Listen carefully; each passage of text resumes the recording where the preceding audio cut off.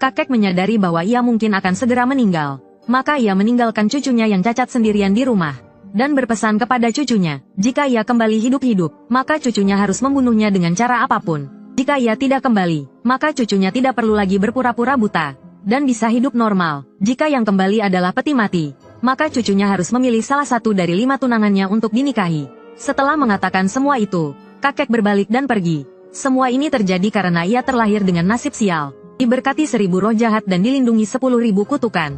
Meskipun ini adalah niat baik dari mereka, itu bukanlah hal yang baik bagi manusia. Seperti dewa kemiskinan yang memberkahimu, maka kau akan miskin seumur hidup. Maka ia menyebabkan kematian orang tuanya sejak lahir. Dan selain bisa mendengar dan berbicara, ia hampir kehilangan semua inderanya. Sejak kecil ia dijauhi oleh teman-teman sebayanya.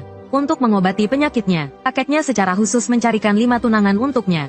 Untuk membantu menanggung berkah roh jahat ini. Meskipun ia menderita cacat seumur hidup, ia akhirnya bisa bertahan hidup. Dan berkah ini justru merupakan hal yang baik bagi para wanita itu. Karena para wanita itu memiliki tubuh yang sah, seharusnya mereka tidak hidup melewati usia 18 tahun. Tetapi setelah yin dan yang selaras, para wanita itu sekarang seharusnya hidup dengan baik. Malam hari setelah kakek pergi, ada sebuah peti mati di dalam kamar. Xie Yu melihatnya tanpa banyak bicara. Setelah belajar ilmu Feng Shui rahasia dari kakeknya selama bertahun-tahun, ia tahu bahwa ia harus mengikuti rencana kakeknya. Maka keesokan harinya ia mengadakan pemakaman untuk kakeknya, bersiap untuk menguburkannya 3 hari setelah jenazah disemayamkan. Tetapi saat Xie Yu berjaga di samping jenazah kakeknya, sebuah mobil mewah tiba-tiba berhenti di depan pintu. Ketika pintu mobil mewah itu terbuka, wanita itu ternyata adalah aktris terkenal Mulinger, yang juga merupakan tunangan Xie Yu. Kemungkinan besar ia tidak akan menikahi Xie Yu.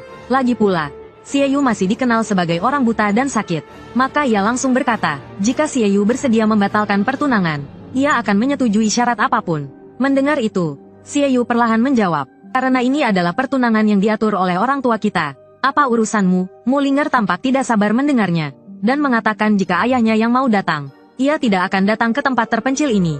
Ternyata ayahnya yang tidak mau membatalkan pertunangan. Jadi ia ingin Xie Yu yang bicara langsung kepada ayahnya. Mendengar ini, Xie Yu hanya bisa tertawa getir. Jelas kau yang ingin membatalkan pertunangan, tapi kau memintaku untuk bicara dengan ayahmu.